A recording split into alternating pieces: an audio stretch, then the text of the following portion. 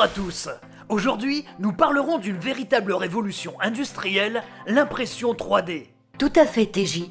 Longtemps réservée à quelques entreprises et dans un cadre très limité, l'impression 3D se modernise et surtout se démocratise de plus en plus. Un grand nombre de foyers y accèdent aujourd'hui et ce nombre ne cesse de croître. Mais avant d'en arriver là, il est nécessaire de faire un petit historique de cette technologie. Bien vu, Erwan. L'impression 3D ou stéréolithographie est une technique d'impression qui permet de fabriquer des objets à partir d'un modèle numérique modélisé sur ordinateur. Contrairement à ce qu'on pourrait penser au premier abord, c'est un procédé de fabrication simple, puisqu'il s'agit de superposer des couches de matière jusqu'à l'obtention de l'objet désiré.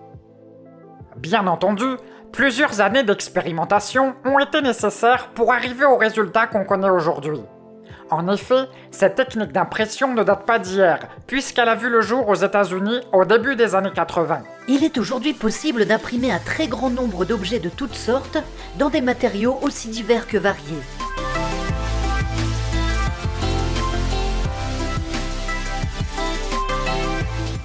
Et il existe principalement 4 techniques d'impression 3D. La toute première est celle dont nous avons parlé en introduction, la stéréolithographie apparatus ou SLA. Il s'agit d'un rayon ultraviolet qui vient solidifier un gel liquide. Un autre procédé est le polyjet, qui a l'avantage de posséder plusieurs têtes d'impression permettant d'imprimer ainsi plusieurs matières.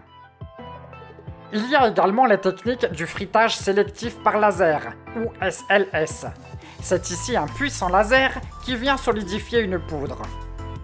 Enfin, quatrième et dernier procédé d'impression 3D, mais aussi celui qui nous intéresse le plus aujourd'hui, la FDM ou le modelage par dépôt de matière en fusion.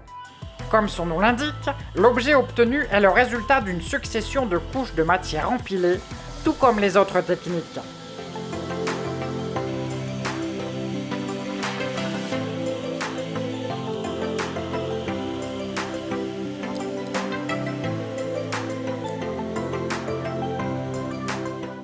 Et oui, vous ne rêvez pas.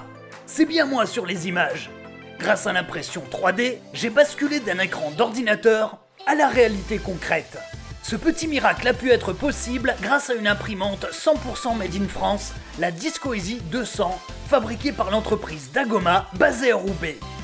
Une entreprise innovante et en avance sur son temps. Et pour ne rien gâcher, je trouve que je suis aussi beau en réel qu'en virtuel. Faut le dire vite. Tu as dit quelque chose, Erwan ? Non, rien.